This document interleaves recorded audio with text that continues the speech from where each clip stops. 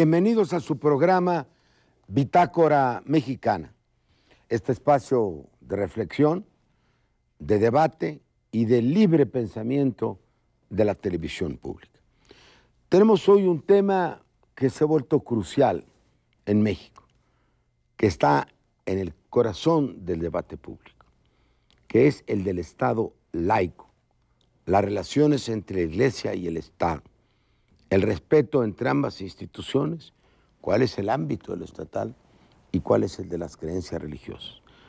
Esto porque con motivo del proyecto de añadir una excluyente más de responsabilidad penal en materia de aborto, que sería la voluntad de la mujer, de la madre durante los primeros 3 meses del embarazo, se ha suscitado un gran debate en el cual algunos consideran que hay un exceso de las iglesias, particularmente de la Iglesia Católica, al tratar de imponer su propia visión del mundo a las instituciones públicas. Están con nosotros Héctor Vasconcelos, que es licenciado en Ciencias Políticas y Relaciones Internacionales, que hizo estudios de posgrado en las universidades de Harvard, de Oxford y de Cambridge, que fue director general del Festival Internacional Cervantino y primer secretario ejecutivo del Fondo Nacional para la Cultura y las Artes. Ha sido embajador de México en Dinamarca, Noruega e Islandia. Es autor de libros fundamentalmente sobre música y arte y ha asumido hace ya algún tiempo, debo decir, un liderazgo social e intelectual en la defensa del Estado laico. Fernando Santillán es licenciado en Ciencias Políticas, es maestro en Ciencia Política de la UNAM, doctor en Historia de la Universidad de Turín, doctor en Ciencia Política de la Universidad Nacional, autor de varios libros y también militante del Estado laico. Eduardo del Castillo es el coordinador del Frente por la Cultura Laica, que agrupa organizaciones de derechos sociales y reproductivos. Es muy importante para él. Aquí dijo sociales, quizá lo que lo escribiera muy poderoso. Periodista, con 25 años de ejercicio, con una gran experiencia en estos temas, y es asesor en la materia en organización no gubernamental. ¿Qué es para ti, Héctor, el Estado laico? ¿Qué significa para la existencia de la democracia, para libertades públicas, para la tolerancia? ¿Qué relación tiene con los valores democráticos? ¿Y qué peligro hay en México de que todo esto se nos pueda esfumar? Quizá yo empezaría por decir que no hay concepto de modernidad que sea válido sin el elemento fundamental del laicismo, ¿no? Cualquier definición amplia y profunda de la modernidad pasa por la inclusión del laicismo. Ahora bien, en México creíamos que este asunto ya había sido zanjado pues, a mediados del siglo XIX. No habría en principio razón para volver a debatir estos temas que ya costaron al menos 2 guerras civiles, además de muchos otros conflictos comparativamente menores. Estás hablando de la Guerra de Reforma y de Benito Juárez. Exactamente, de la generación de la Reforma Liberal que dejó establecido el laicismo como un componente fundamental del ordenamiento político mexicano, de la convivencia entre los mexicanos. Pero lo que ocurre es que a partir del año 2000, los herederos del viejo Partido Conservador asumieron el poder, fueron electos, y desde entonces, cuando menos una parte de la jerarquía eclesiástica y del partido en el poder, pues ha vuelto a traer estos asuntos, los ha puesto el sobre la mesa. en el no poder.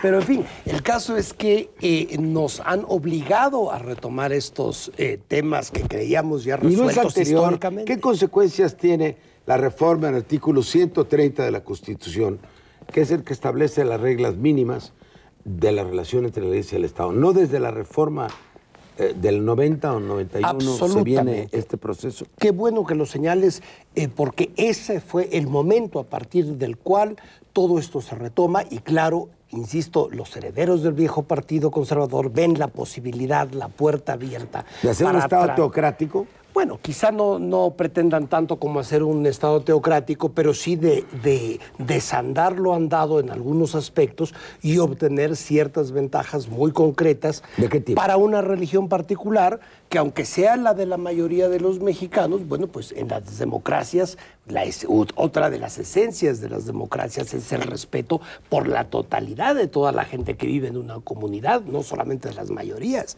También hay que proteger a las minorías de gente que profesan otras religiones o que no profesan ninguna, como sería mi caso. Todos debemos caber dentro de México, ¿no? Así es.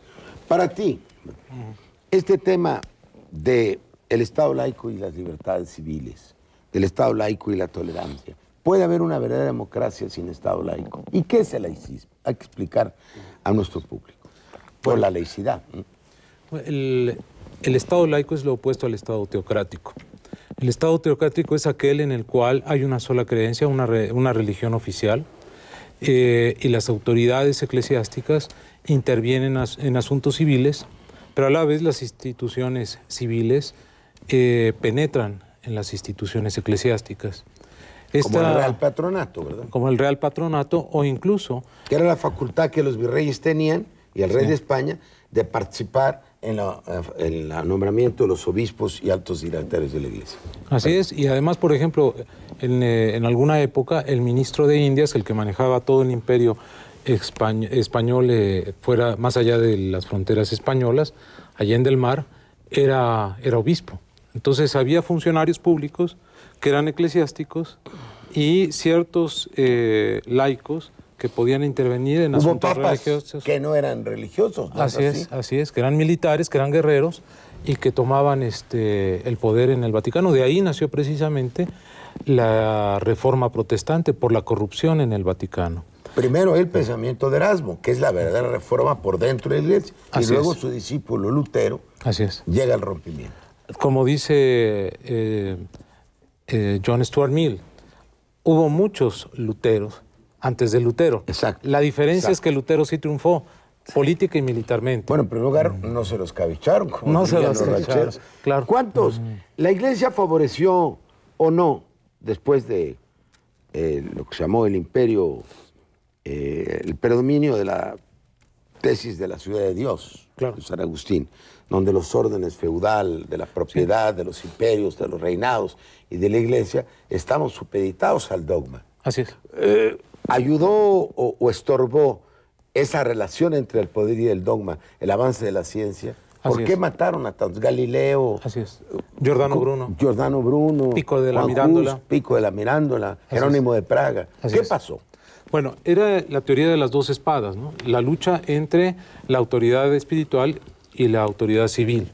Entonces, el medievo está permeado por ese conflicto no resuelto hasta que finalmente el pensamiento laico, porque el triunfo del laicismo, que quiere decir no el triunfo ¿Cómo del... defines, aparte de la división del Estado, la laicidad? ¿Qué es un Estado laico? Un Estado laico no es un Estado ateo, como se ha querido decir, muy importante, neutral, sino que para el Estado laico es tan importante la religión o los credos que se pone por encima de ellos para regular precisamente la relación entre las diferentes creencias y que no haya más derramamiento de sangre. Frente a esto, ¿no está sometido el Estado a ninguna de ellas? Así es. La autoridad civil se pone por encima de los conflictos espirituales y de los conflictos políticos entre partidos para regular precisamente a través de la Constitución los diversos conflictos y ponerlos en paz. Que cada uno pueda tener su creencia y que cada uno pueda tener su partido político. Digámosle al auditorio que México nace a la vida independiente como un Estado teocrático. ¿Por qué la herencia a la colonia? Porque nuestra independencia más fue promovida por sacerdotes católicos, que eran laicos a su manera, don Miguel Hidalgo. Y heterodoxos. Sumamente heterodoxos. Pero la Constitución de 1824 establece que habrá una sola religión en México y que el Estado tendrá que protegerla en detrimento de cualquier otra. Y por eso la batalla de los liberales en 1856 es tan importante en la historia de México. Es la fundación del Estado como una entidad autónoma, es el fin de los privilegios y de los fueros, que es muy importante, porque tenían las propiedades, ¿no? y no estamos sujetos a la ley. Ahí es un punto importante, Porfirio, a mi parecer. Los fueros, para que lo entienda el público, quiere decir que la ley civil no podía intervenir en aquellos feudos, en aquellos dominios controlados no es por como el ejército. Desafuero de los obradores. No, eso es otra cosa. La Iglesia Católica podía juzgar a su como el fuero grey, militar. como el fuero militar. Entonces desaparecen los fueros y entonces se establece que todos, independientemente de nuestras filiaciones religiosas, políticas, regionales, etcétera, o raciales, estamos sujetos a la ley civil y que por tanto ningún credo religioso puede imponerse como ley.